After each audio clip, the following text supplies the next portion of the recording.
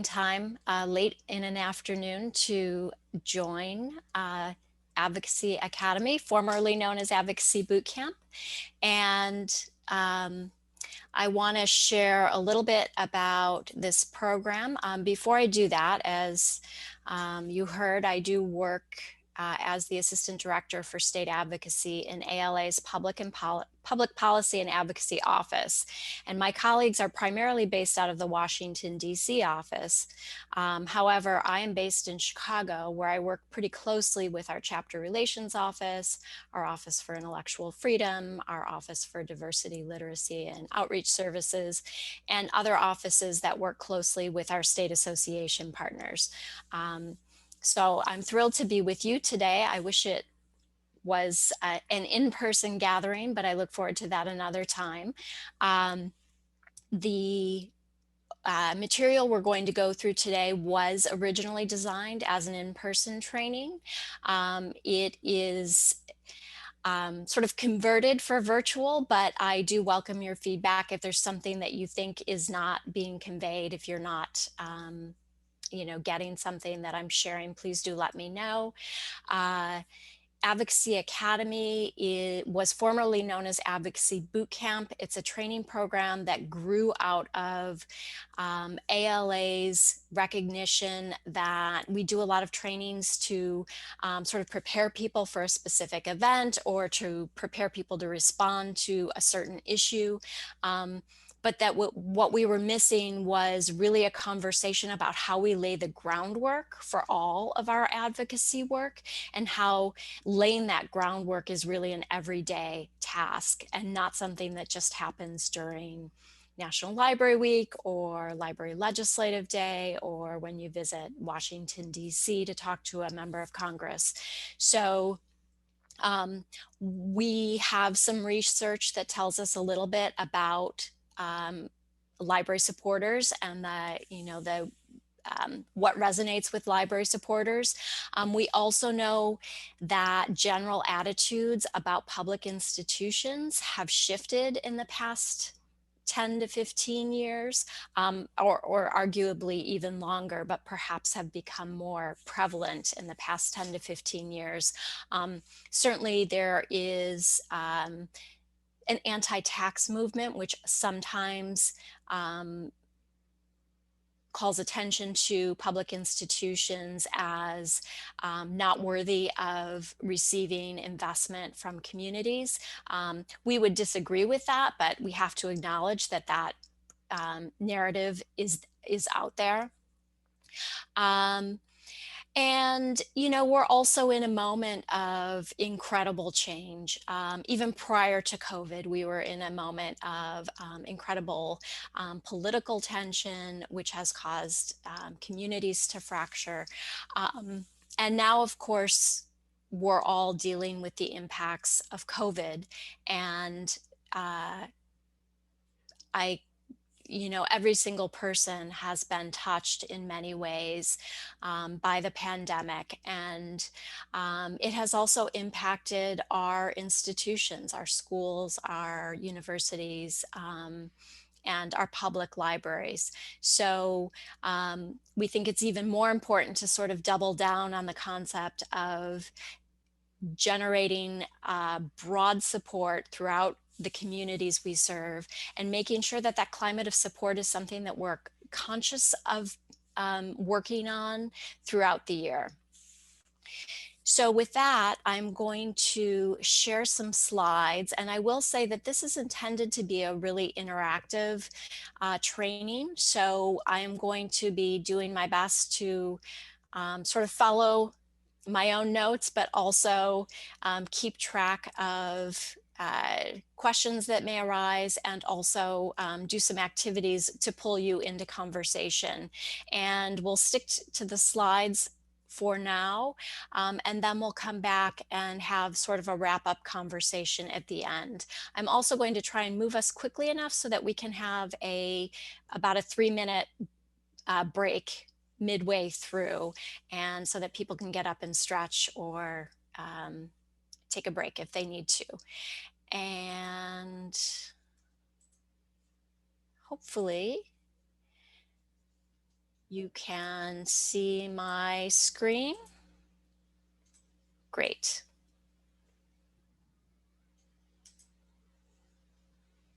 I'm just going to set up all of my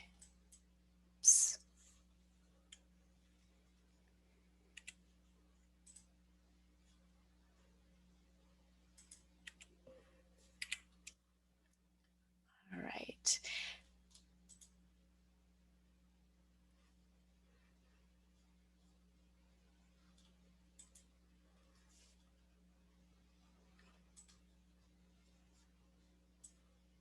Sorry, I'm just arranging all my tiles on my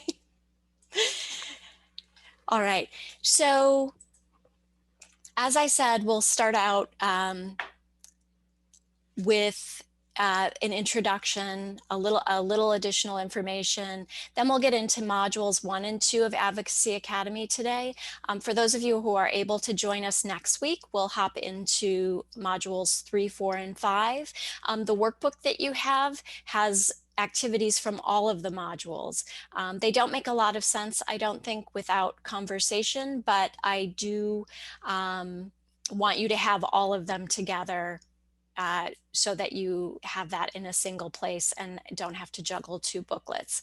As I said, I hope to get to this first module quickly enough so that we can take a quick break. Then we'll come back together and we'll do the second module and we'll do questions and wrap up. If you have any questions as we go along, please throw them in the chat box and I'll try to keep an eye on that. Sonia, maybe you can help me in case I miss something. Absolutely. Awesome, thank you. So let's jump right in. In your booklet, you'll see a couple pages of sort of background information, including the key terms and definitions. And we just want to share these so that before we start, we're all on the same page about what we're talking about when we talk about advocacy and the way we talk about it in the advocacy trainings that we do at ALA. First, I want to talk about the library ecosystem, and I know that you've recently heard about this from Jen, and I know there have been some conversations in Maine about the ecosystem. But when we talk about it, we're talking about the entirety of the library community and how each piece is related to other pieces. So public libraries do not exist independently of school libraries or academic libraries or the state library or special libraries. What people believe of one impacts how they view all of those institutions, and how we work to advance one impacts how we work to advance all of those institutions. So the strength of the ecosystem really does impact each and every one of us. And when we do this particular training, one of the things that we say is there is a role for everybody, no matter what type of library you work in or volunteer in. So I would include trustees, friends, foundation members, etc. as well. We are all part of an ecosystem that is interreliant. And when we talk about advocacy, we're talking very generally about building a broad base of support so that people will take action on our behalf.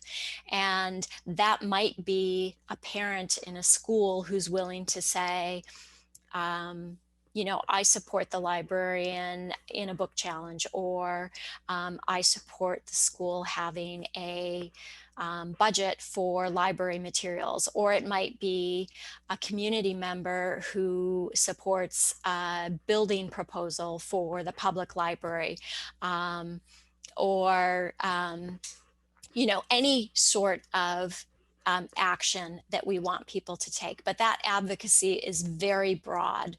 So it includes educating people about the work that libraries do, but also educating people about the impact of that work on communities of all types. And we think that that education is really the strongest case for why people should support their libraries. We do know, though, that there are times when lobbying, direct lobbying to get people to take action on something related to a policy proposal is necessary. So that's why ALA hosts usually annual Library Legislative Day. We're not hosting one this year because of the pandemic and because we can't bring everyone together in Washington, D.C., but most of our state associations also host a day on the Hill. That lobbying is an important component of your overall advocacy, but it is one piece of a much larger puzzle. And we'll focus more today on that larger puzzle and that base of building that base of support, because that's really where everyone needs to start when they're focusing on a particular legislative proposal, a particular budget proposal, responding to an intellectual freedom challenge, whatever it is, this base of support prepares you to do that. So hopefully those definitions sort of make sense and give us a good place to start. So we're going to jump right in, and we're going to do an activity, and I'll have you introduce yourselves through that activity. But we build Advocacy Academy around key ideas, and each module centers on a key idea. So module 1 is the key idea is that advocacy begins with listening. Very often we like to, as librarians, tell people what it is that we think they need to know. We like to share our data, we like to share our information.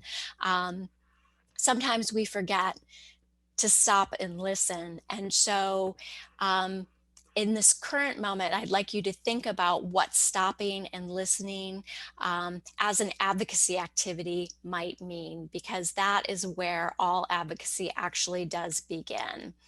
And so to do that, we can't do a parent share here, or we could, but it would be time consuming to put you all into breakout groups. So we're going to do this as an introductory activity.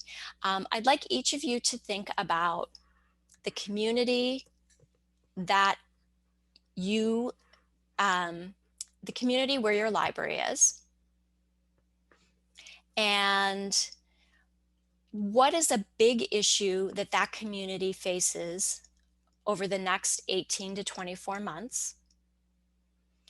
And then who is one influential non-elected person in that community? So not an office holder, but somebody who holds influence in that community, who's not the elected official. So take about 1 minute, give that some thought, and then I'm going to have you introduce yourselves and share that. Anybody who's in a library community has been exposed to, because that is how we help people find what they need, is by probing and asking questions, knowing where to go for information, and then perhaps circling back with additional questions. So one of the things that that we want to really reinforce is that community reference skill is really also critical to your advocacy work. And it is something, as I said, that you do every day. When we talk about what is important to the community, we really want you to think not what is important to the library, but what is important to the community that the library serves. And this idea is probably familiar to you through a number of sort of a library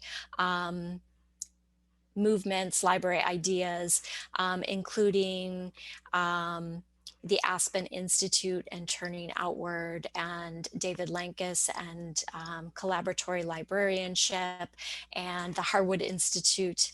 All of these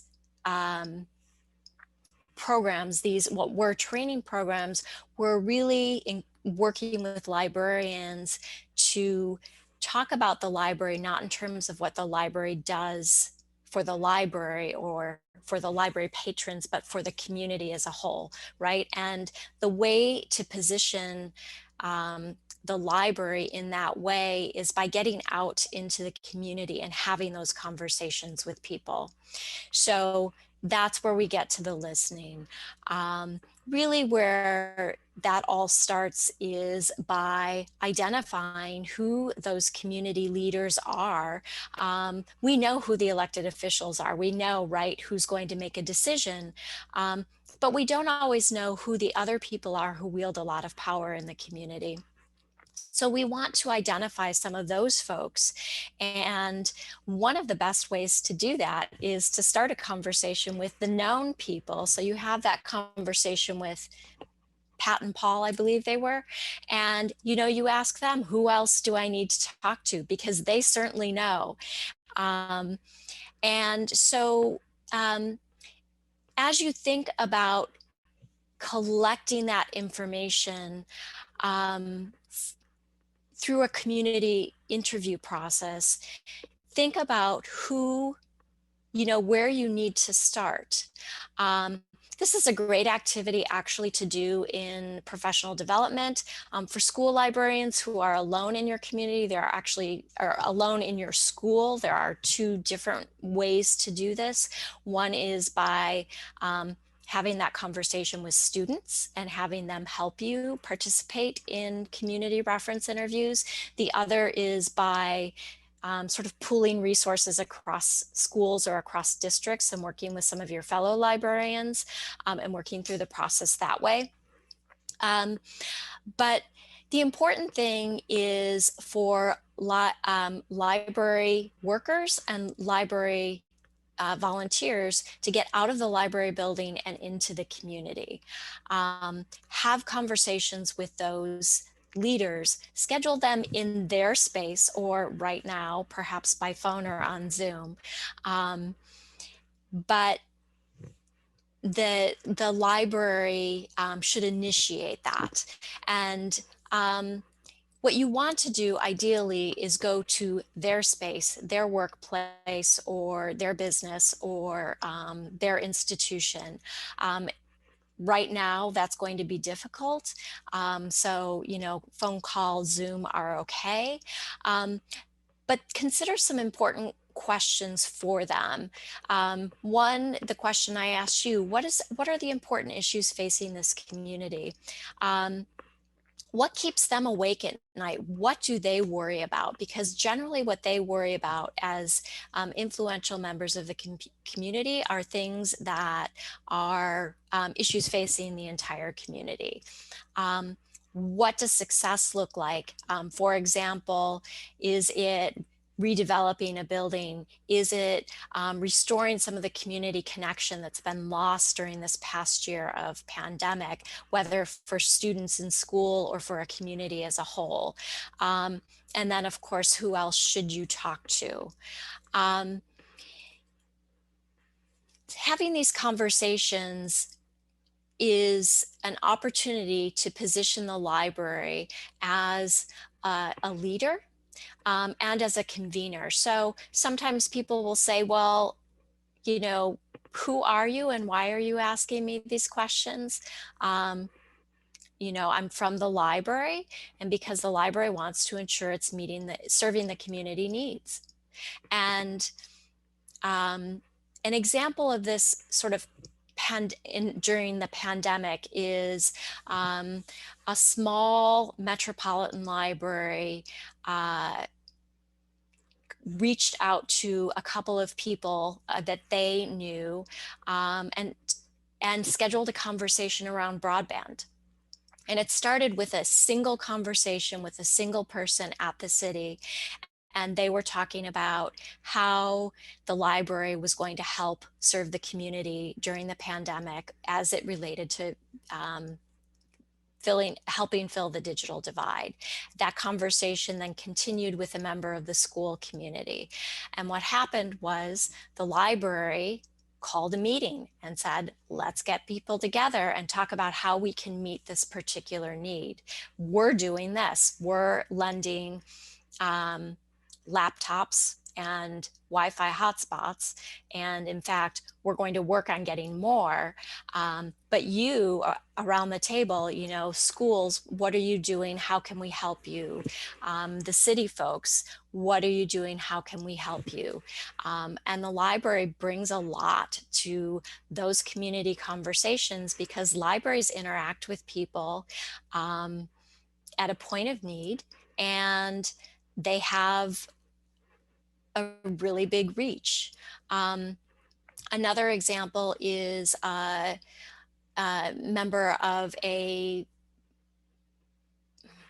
small, a director rather, of a small library who engaged his Chamber of Commerce leader about issues that were important. And this person was very concerned about the census and didn't really understand how the library could possibly be of help to the county achieving a complete count or getting the census. And the library director pointed out that first of all, they provided information to people regularly. They helped people fill out the forms, but even more importantly, they had the biggest mailing list of people in the county. They had, you know, all their card holders, and they had a way to reach out. And it had never occurred to the director of the Chamber of Commerce that the library might bring this value that other people who may have been part of that conversation wouldn't have been able to. So the point of that community reference interview is to not only collect information, but start to help others reconsider what it is that the library, or how it is that the library is positioned in the community and what it is that the library brings to the table in important conversations about addressing community needs. And certainly with the list of things that you shared, there are many different ways that your libraries are going to be serving the community. And it's not that the library does this because it's good for the library, right? The library does things because the community has a need and the library figures out how to be part of that solution. One last example I'll share is a small town in the West that had a problem that was similar to what some of you have mentioned, and that's the issue of rapid growth. And in this particular town, the library director was having conversations with a number of people, and one of the people he talked to was a faith leader. And the faith leader said, one of the problems in this town is that there's a lot of grief.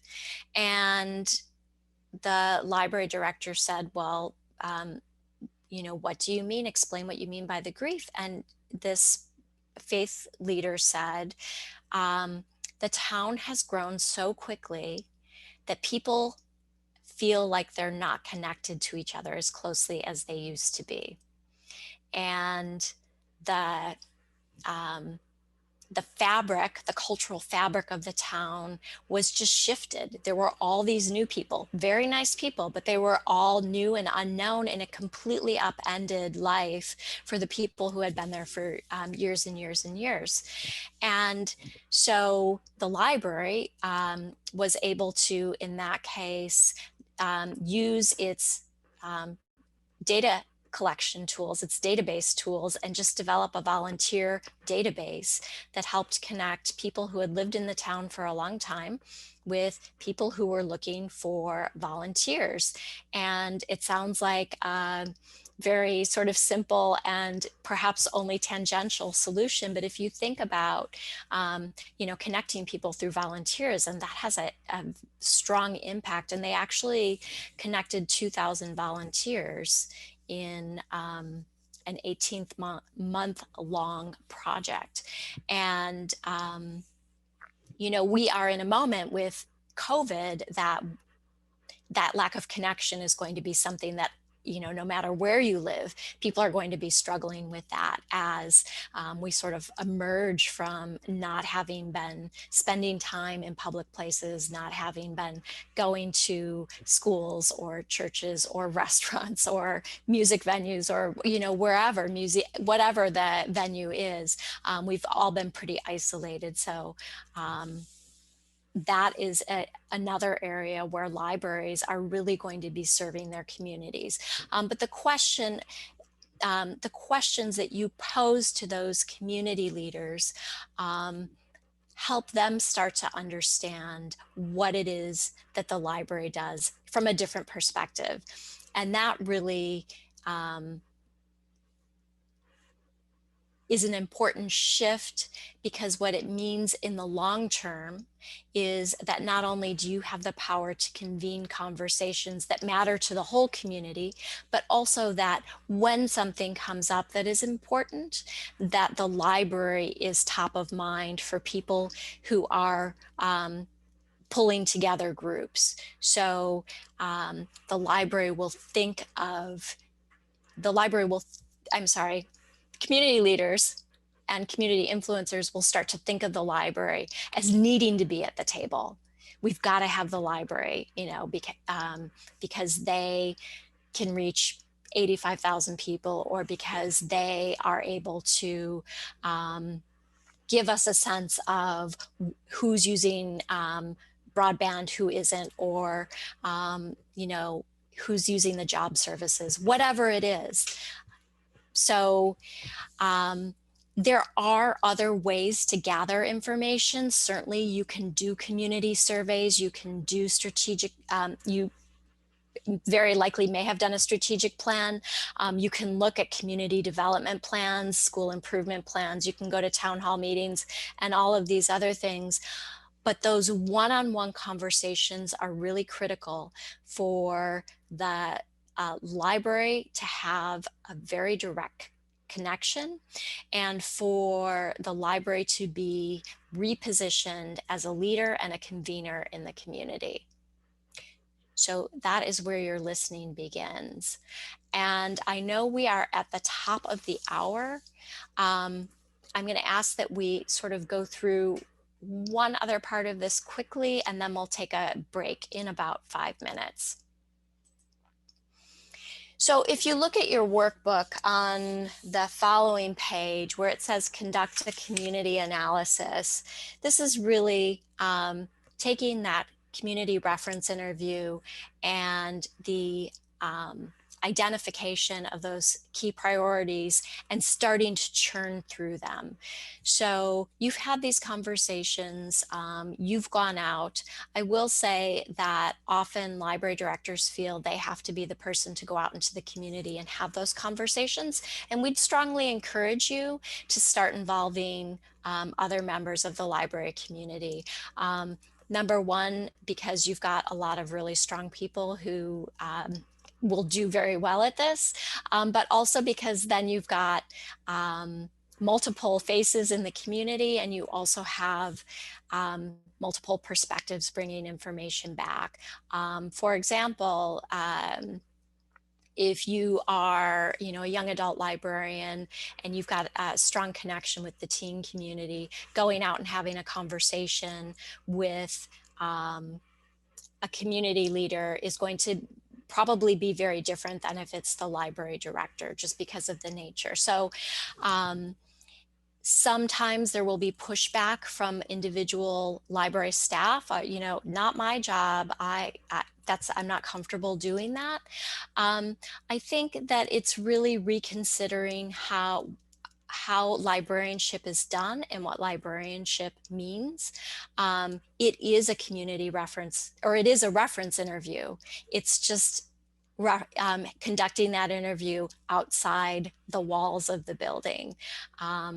And in this moment, we're all sort of rethinking what it means to provide library service. So it's actually, sort of a perfect moment to start having that conversation and introducing that idea.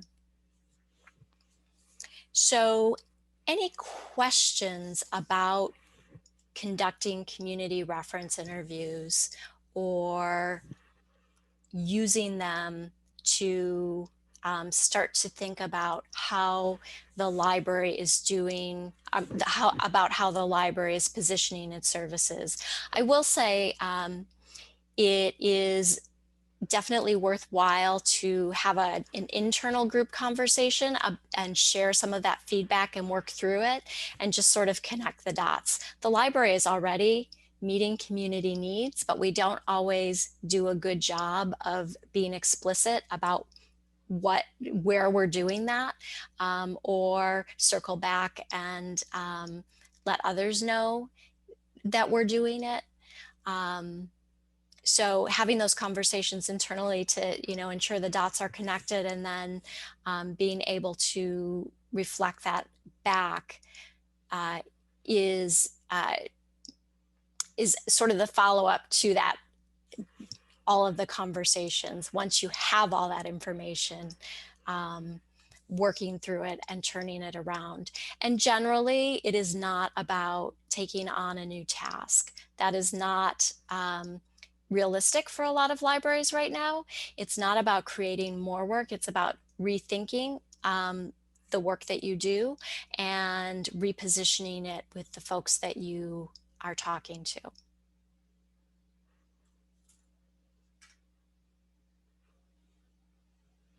Questions before we take a quick break?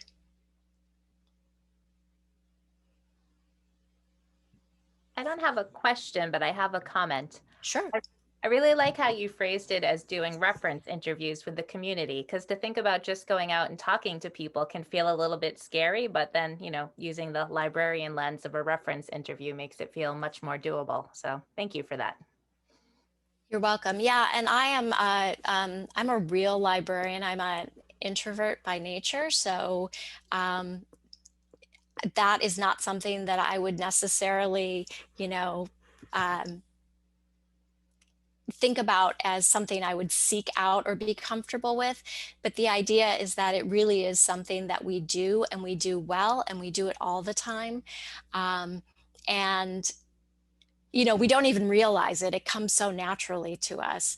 And so when you are in a community talking about what a community needs, you are very closely talking about what you're already doing.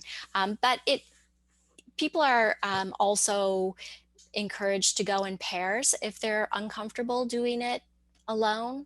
And one of the important things I will say is that it's having a follow-up to those conversations for the people that you're having them with is really valuable. So circling back and saying, we wanted to let you know that in addition to you, we've talked to 6 other people, and this is what we're hearing. And the library has been doing this. We're going to really focus a little more on, X or on Y. But that sort of closes the loop, gives you another opportunity to be in that person's or on that person's radar, and also again position you as a leader and as someone who can convene conversations. And where there's a common theme, certainly bringing people together around that is a great option.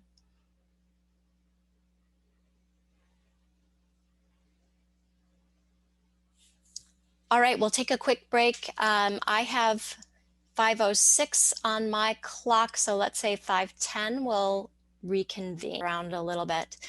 I did want to add one thing, and that's that a question that we sometimes get, and I've gotten this outside of the training too, is, how can we expect libraries to be everything to everyone? Or, we can't solve all the community's problems. How do you address that? And that's absolutely true.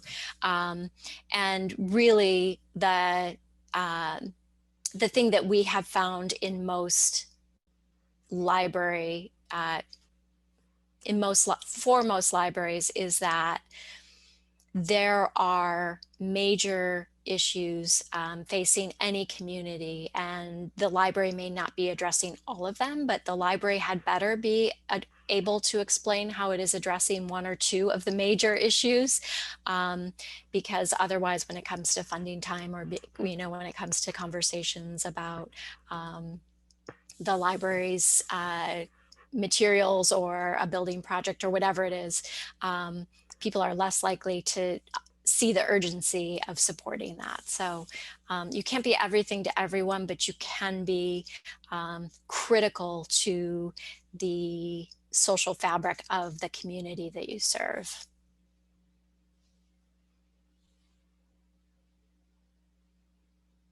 And the economic fabric and the...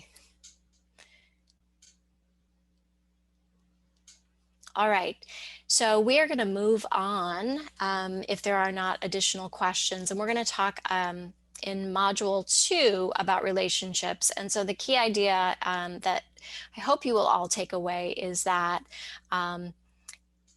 listening is where we start, but it's really a tool that we use to begin building relationships.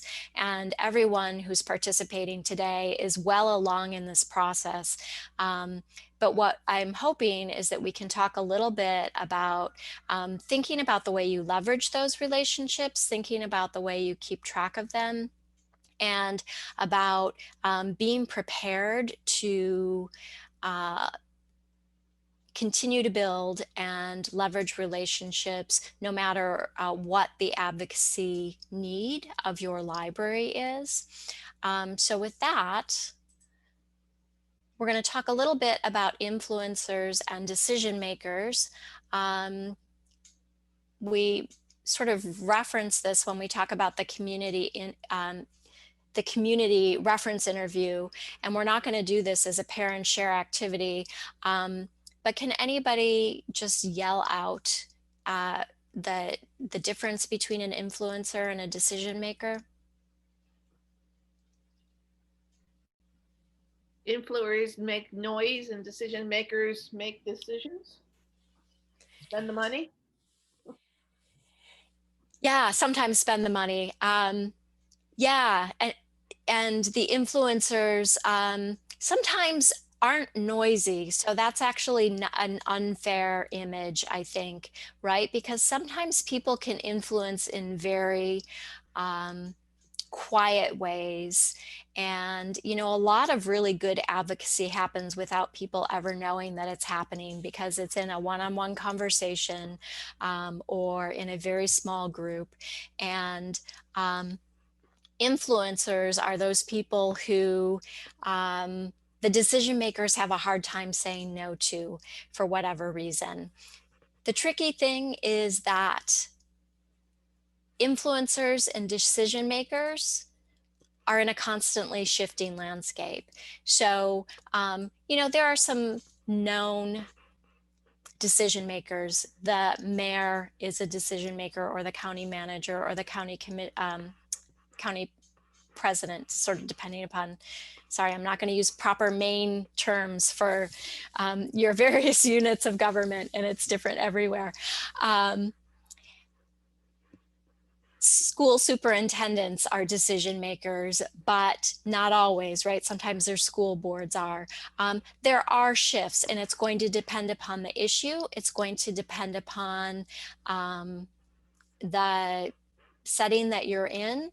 It's going to change whether based on whether it's a legislative issue or a local budget issue, or perhaps an issue relating to, we'll go back to the intellectual freedom. If there's a book challenge, it might be something that's in the hands of a committee or a library board or a school board.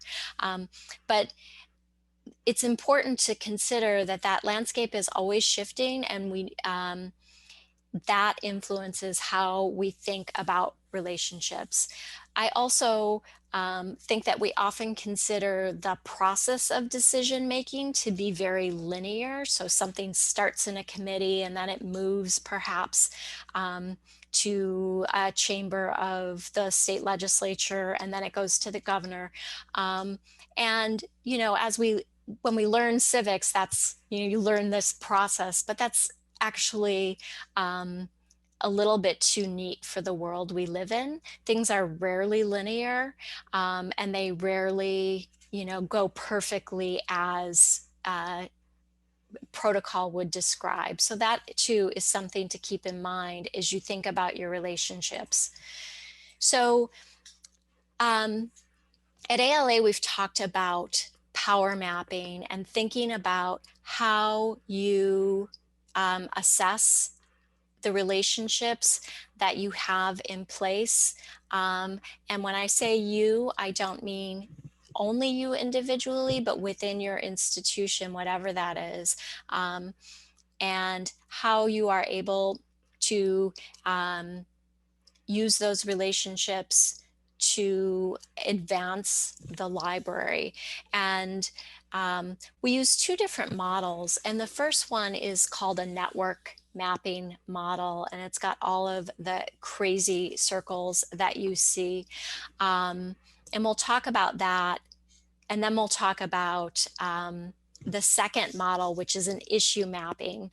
So we'll start with the network, and the network is a network of people. So it's really focused on that relational part of our advocacy work with people. It is multidimensional, and it is always shifting because, again, the players are not necessarily the same from issue A to issue B. So, take this with a grain of salt. It's often worth doing in pencil, but the decision maker will change depending upon what any given issue is. However, there are some really obvious ones to use for your particular library or your particular institution. So if we are using a public library as an example, our decision maker might be a town manager. And the way this map is laid out, the circles are the level of influence, sort of the perceived level of influence. So, ultimately that decision maker has the most influence in a particular decision. But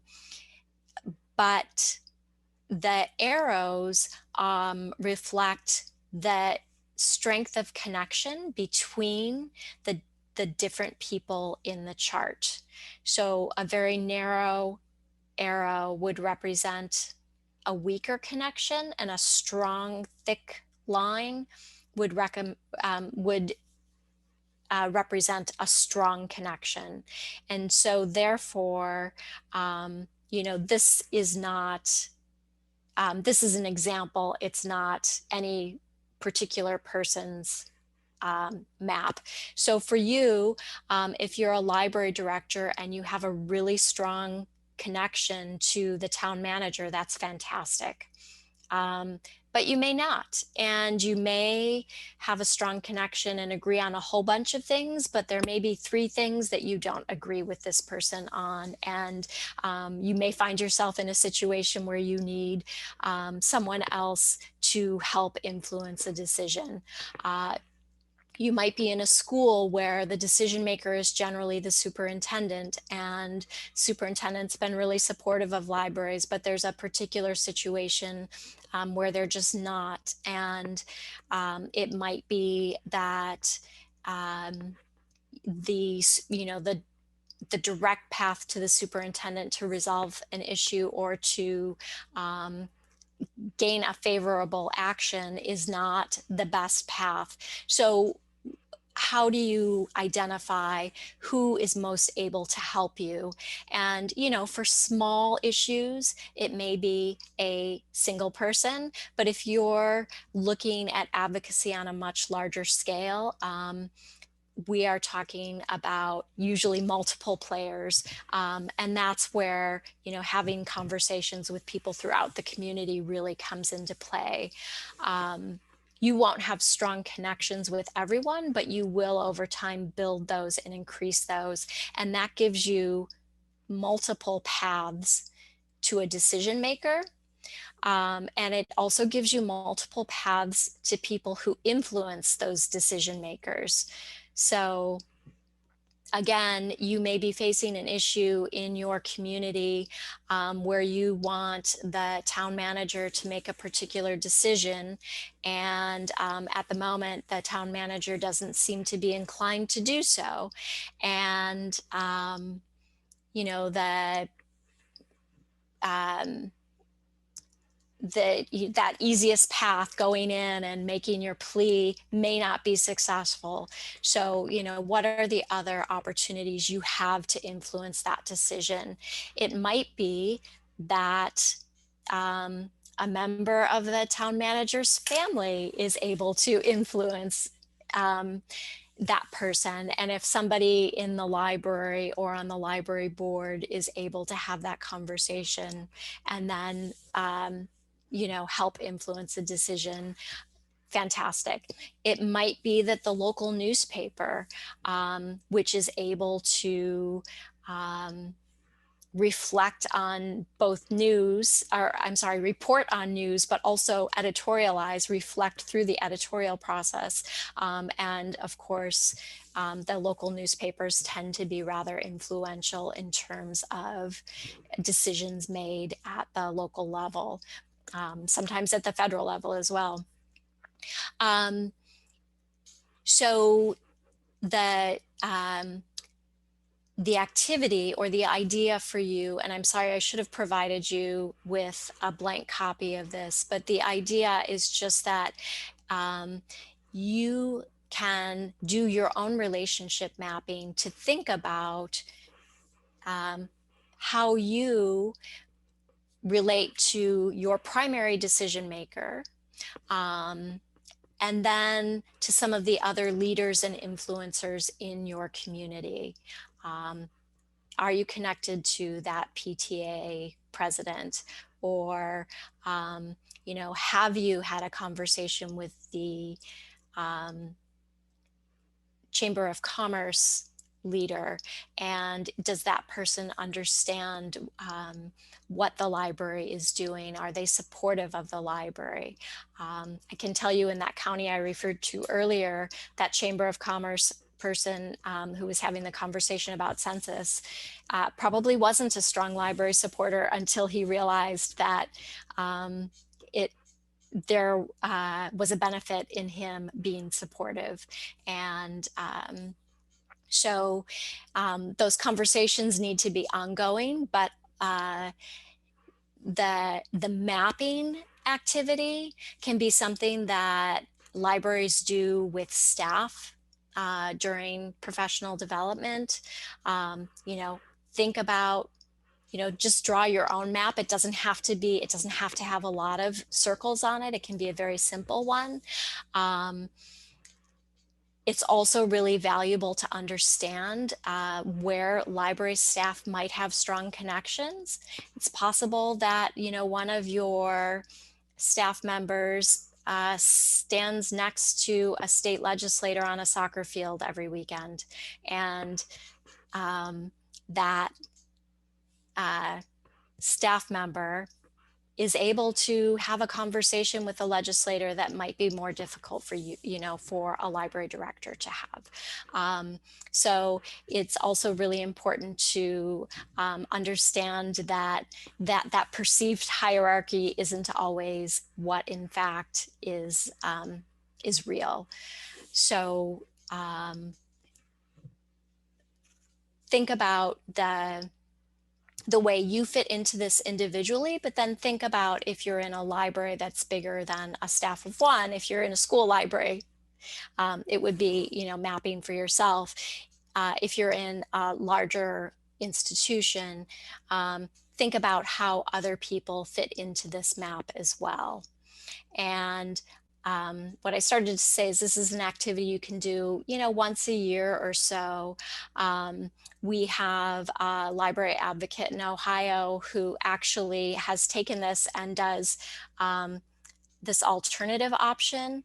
And so I've shared that as a link. I hope it's in the workbook. It may not be. I'll get that link into the chat box. And it has made it into more of a worksheet for her library board, and she sits down with them once a year and just has them sort of fill out what their connections are in the community and how comfortable they are. So however you do this with within your own library, doing it once a year or so is really important in terms of just updating those and having a sense of where you need to go.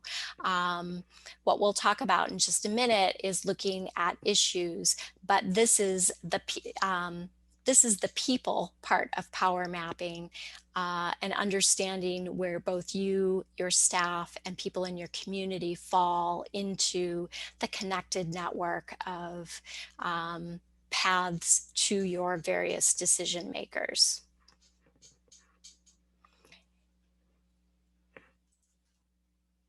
So as I said, that's really, mapping those relationships is really step one.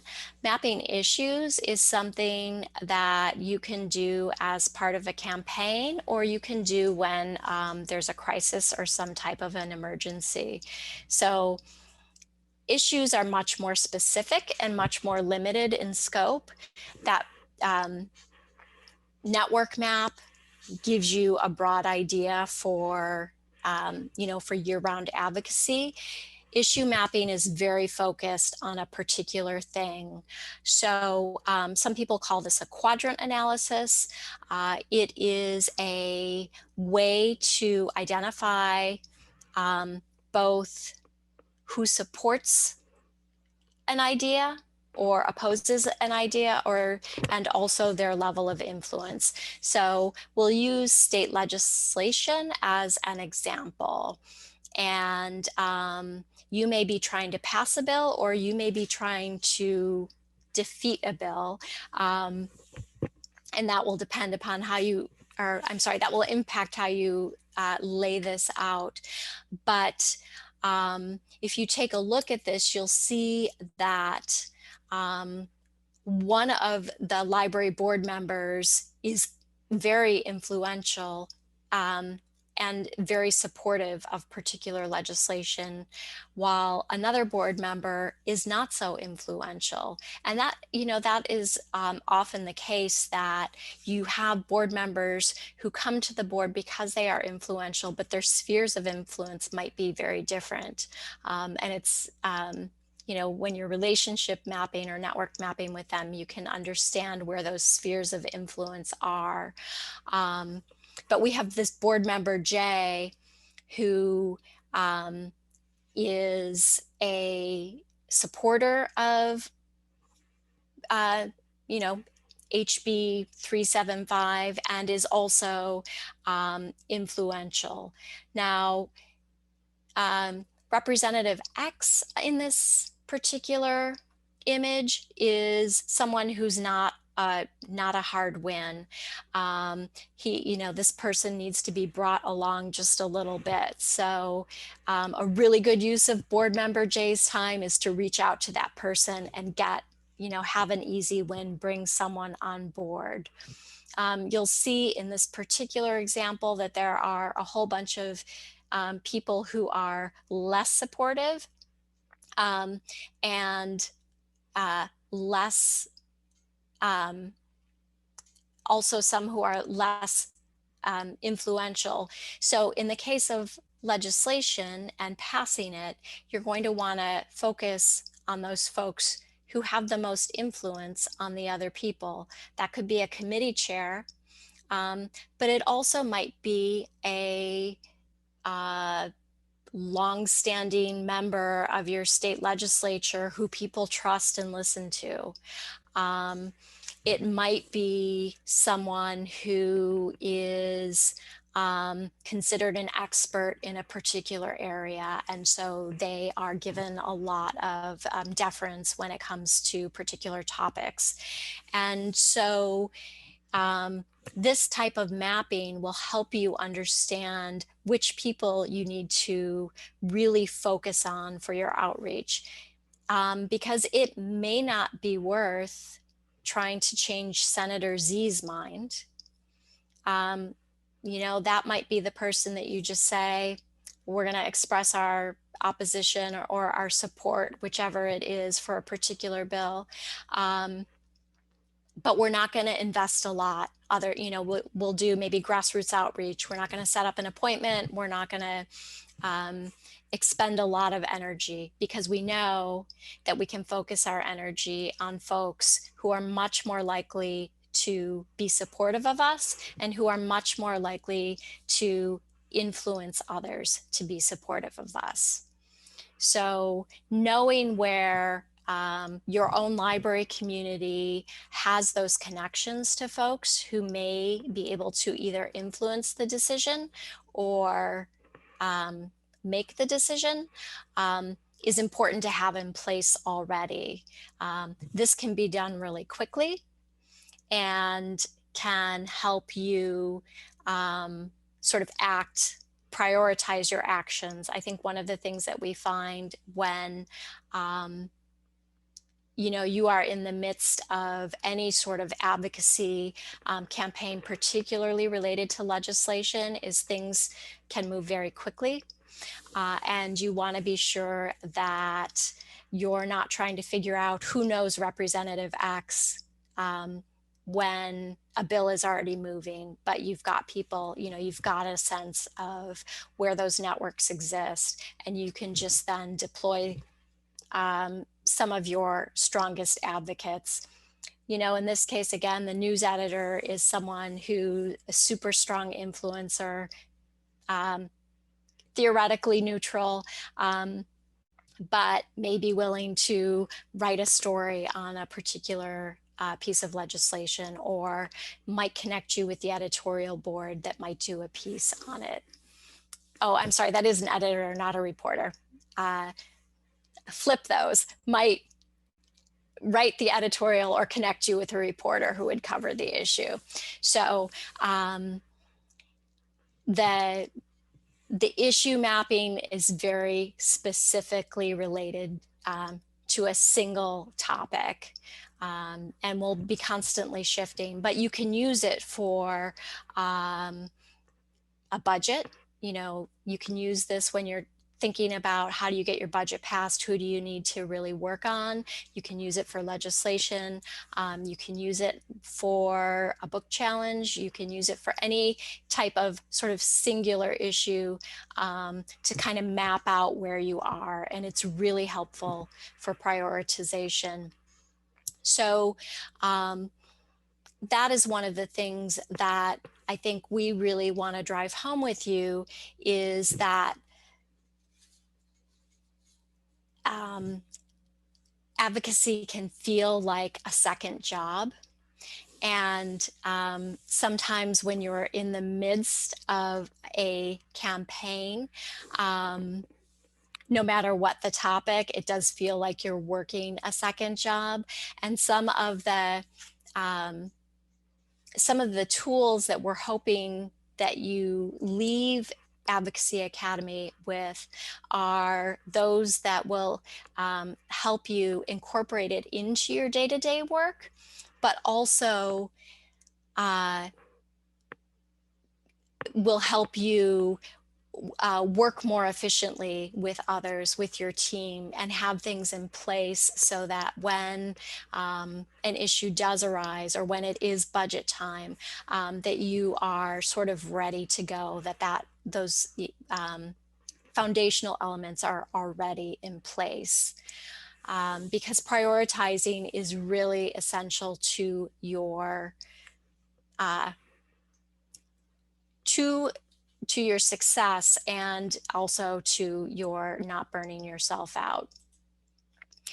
So those two pieces together, the network map and the issues map, as I said, help you prioritize, and then help you think about all of the people that you may need to reach out to in terms of just strengthening your relationships.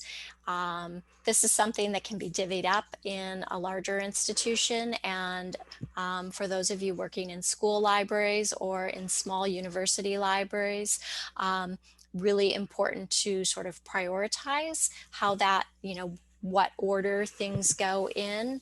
Again, you do have possibly student workers or volunteers who can help with some of this work. But I would encourage you all to use that first, the network map, to start to think about the people in these categories who you may not be in regular contact with, who are part of the community ecosystem that can be supporters of the library, particularly when push comes to shove or when you've got a specific issue. So one of the things I'd like to ask you is if you can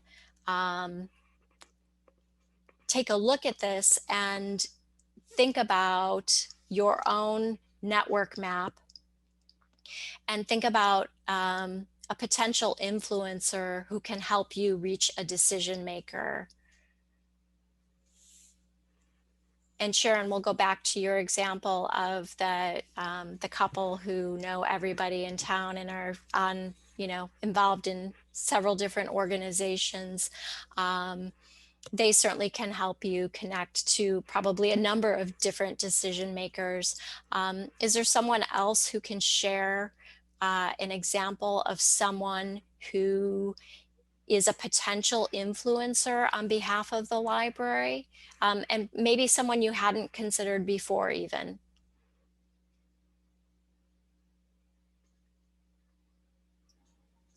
I have someone who I hadn't thought about. I mean, she's the kind of like the special ed director in my district. And so, kind of a decision maker, but she's not in the high school. She's in the, district administration. And she's a great reader and loves talking books. And so I think that she would just be a natural, ally, even though we don't really work together that much. Yeah, sorry. I'm sorry, go ahead. No, I was just gonna say, we've been looking more toward our local bankers for connections to who they know that are interested in distributing wealth and hopefully to plan giving. So while it might be kind of a couple steps in between, that's how we've been trying to pursue some development.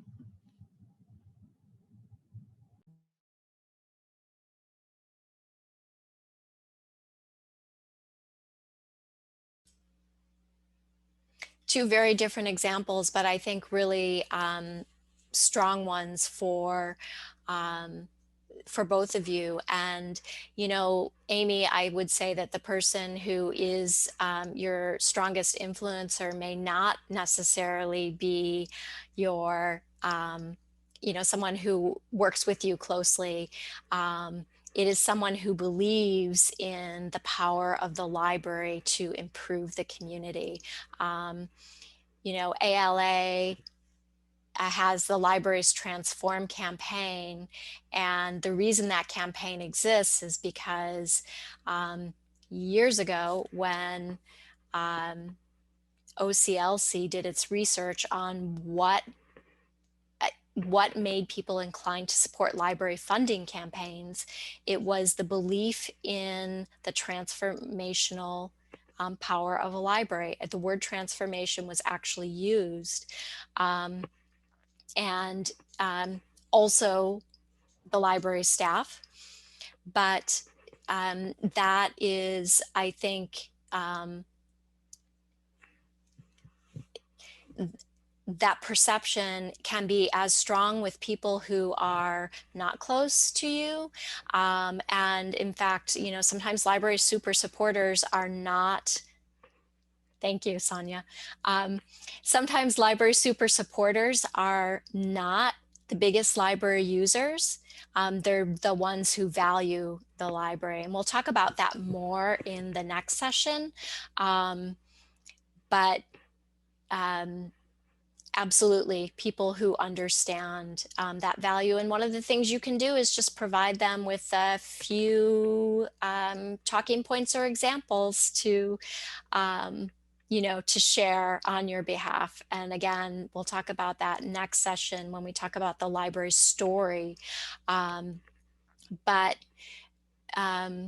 influencers come in all different places. And yes, definitely the people who deal with the money on a daily basis will know who's got it and who may be willing to pass some of that along. So also great example. And an interesting example of someone to bring in and show, the power of the library to, I think. So, Michelle, I'd be curious to hear how you cultivate them.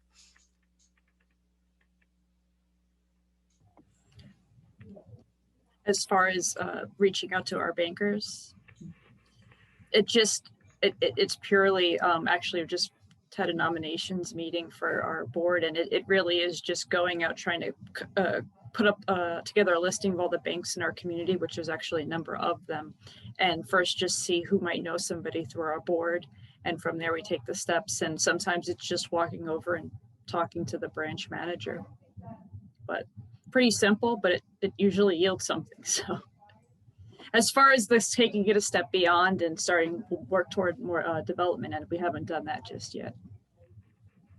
Got it. Another person to add to the community interview list, though. Great. Can someone else share an example? Hi, this is Iris, who was mostly off camera most of the time because things were chaotic here.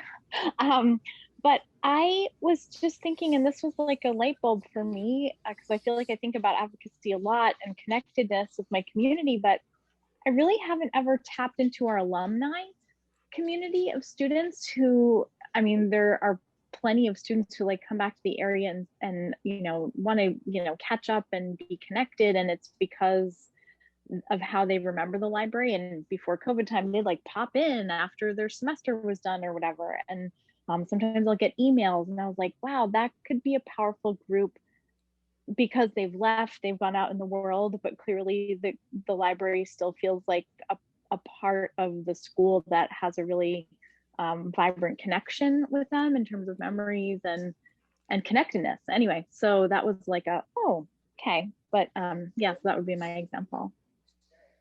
Excellent example. We interviewed a school superintendent over the summer, and he is a big library supporter.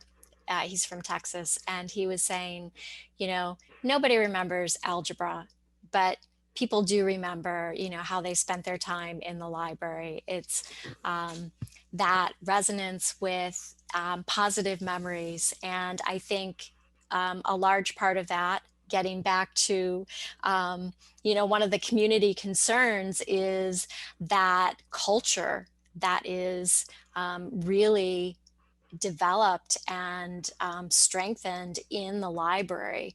Libraries are definitely a strong part of school culture, a strong part of community culture, and having students who feel so connected to that is fantastic in terms of potential advocacy on your behalf.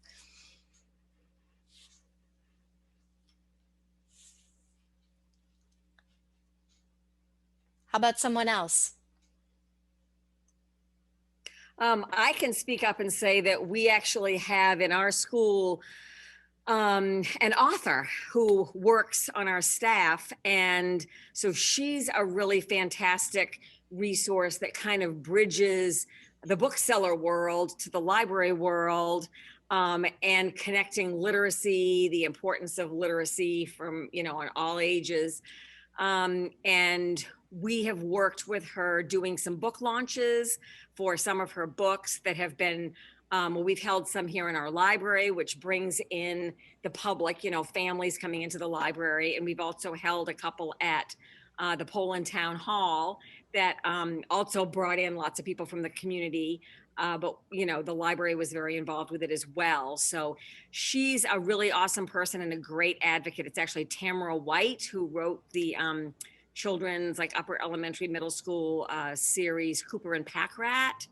And, and she's just an amazing resource, and she's a super library supporter. And because she's an author and she's out there in the community and she's going to other libraries and, visiting other classrooms and other schools and, doing all kinds of things. And she's very visible in the community. And until not that long ago, she actually lived in the community as well.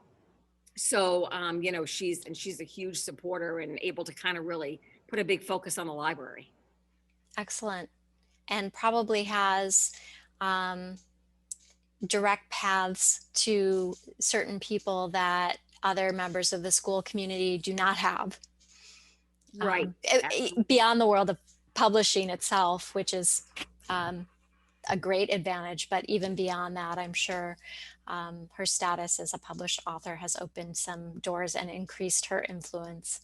Right. Nice.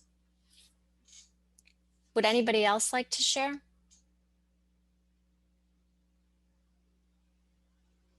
I'm thinking about if advocacy begins with listening, I would love to hear more student voices, especially in this remote environment. So I'm now thinking about our community service coordinator. All students coordinate their community service with this person. And I'm also thinking about our advisors for like National Honor Society and student government, and maybe getting together a student group, to just to see how they're feeling and what their needs are. I think that students are really powerful. And then one thing I didn't share was that prior to working at ALA, I was a high school librarian. And I actually did a project with my own students similar to pieces of this, and they went out and did community interviews. And I worked at a school on the west side of Chicago, and these kids wanted to do, they were interested in finding out what the health priorities of the community were. And I was facilitating a group with the nurse on campus, and we were really concerned that we were going to be dealing with either a teen pregnancy project or a project on drug use. And the kids came back and said, they had interviewed people all over the school, students, teachers, administrators. They sat down and had a conversation together, and they said, the biggest health problem facing students in this community is stress.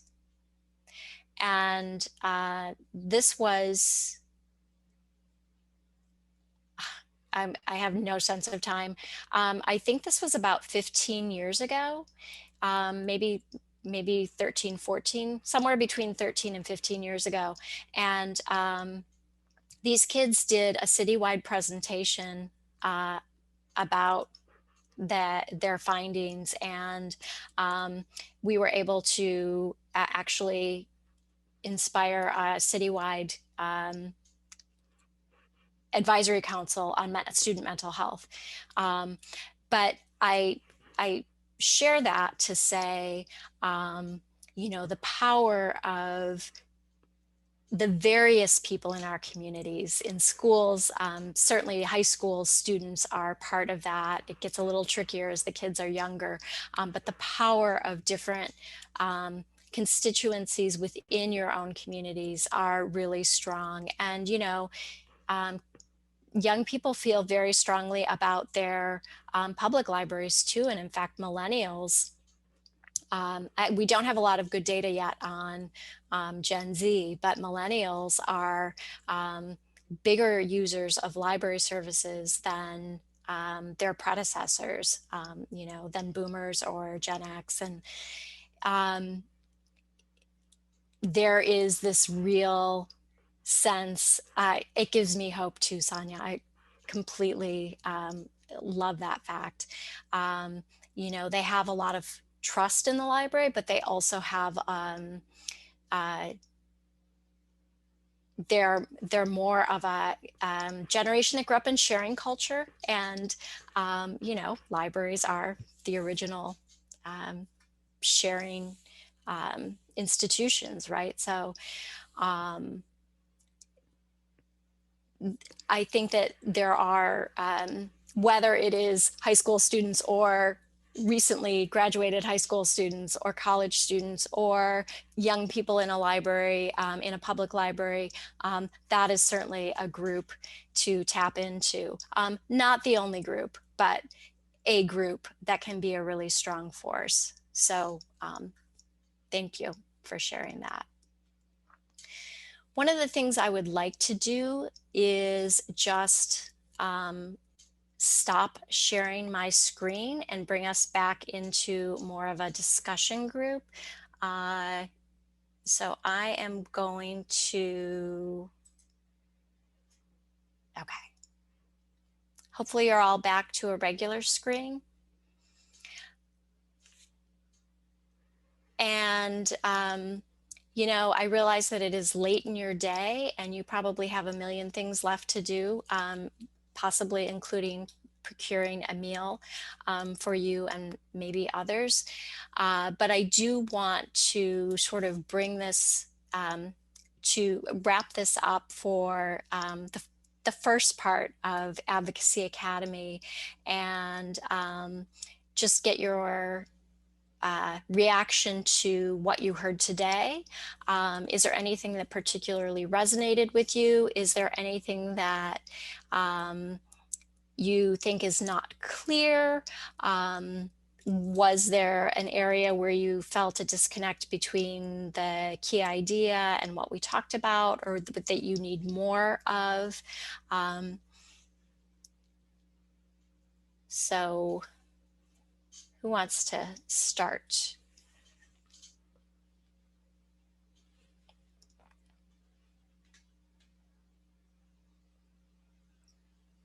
I'll jump in again, I guess. So one thing, Doreen, I'm gonna email you because we're supposed to reach out to a new person in like kind of a neighboring area, and so you're gonna be mine.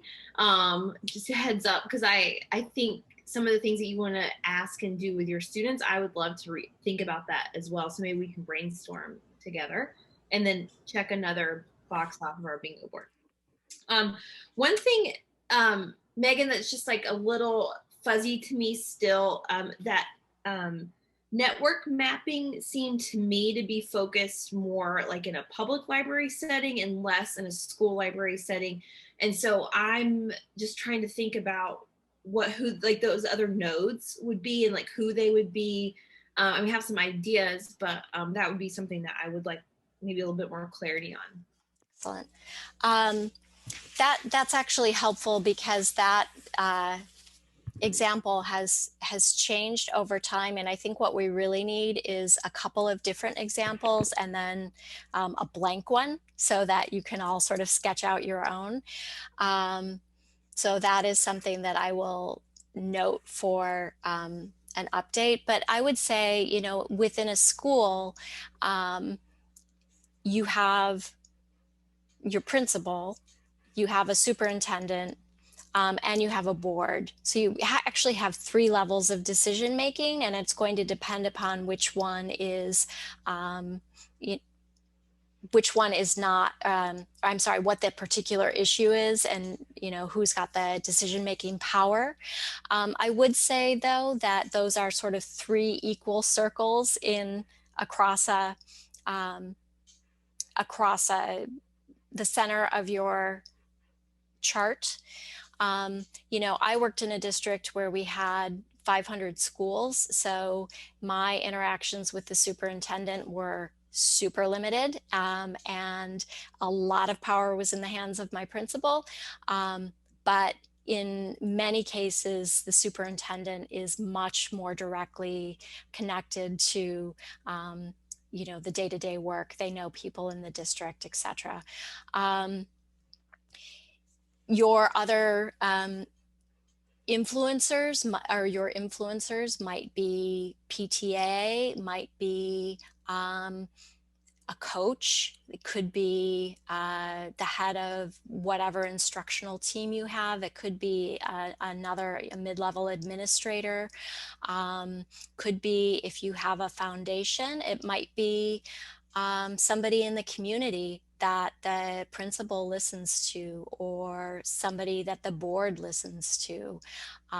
Certainly business people are often closely tied to school board members, because those people tend to be in positions of influence themselves. It might be another institution like the local college. If the college and particularly when the college and the school district have a relationship, there's often a person who's sort of the liaison, who has a lot of influence with the principal. So those are some ideas. Again, it varies depending upon your specific location. And I'd be willing to follow up with you and flesh that out a little bit if you'd like.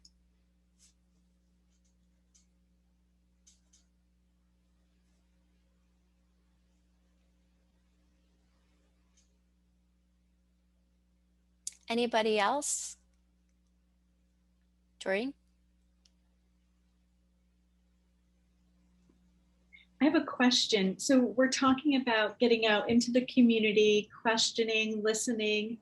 Are surveys still a valid way to do that, especially in these COVID times? So surveys are definitely one way of collecting information. What they don't replace are those one-on-one conversations. And what we would like to emphasize is that all of those other tools, and in the workbook, they're sort of in that right column on the page that talks about the community reference interview. Those can be valuable, but those one-on-one conversations are really critical. So you're not off the hook if you do a survey. You certainly can do one, but it doesn't get you off the hook from also doing one-on-one conversations. And yes, it is a really difficult time. I recognize that. One of the nice things is, nice, maybe not so nice, because people are spending no time traveling from place to place. Some people who were less accessible before are more accessible. And sometimes people are just happy to talk to someone that they don't see on Zoom every day. You know, a new face is always enjoyable. So it's worth, or a phone call too. And hopefully today's announcement about the vaccines being in all of our arms by late May is really true, and we're going to be back to face soon.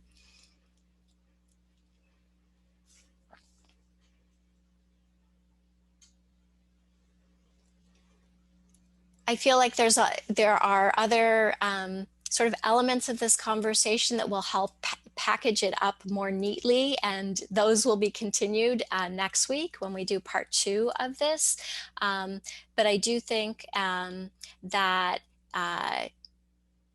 if you are, if you've got specific questions about today, feel free to reach out to me. I'll put my you know what, I'm going to just share follow-up information, and Sonia, you can send it out.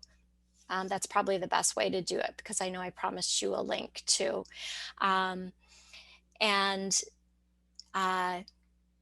if you walk away with nothing else, I would say really start thinking about that outward facing aspect of your library, and how your library is connecting what the library does to what the community needs, and being able to make that case both internally, being able to talk about that within the library, but then being able to make that case to your community.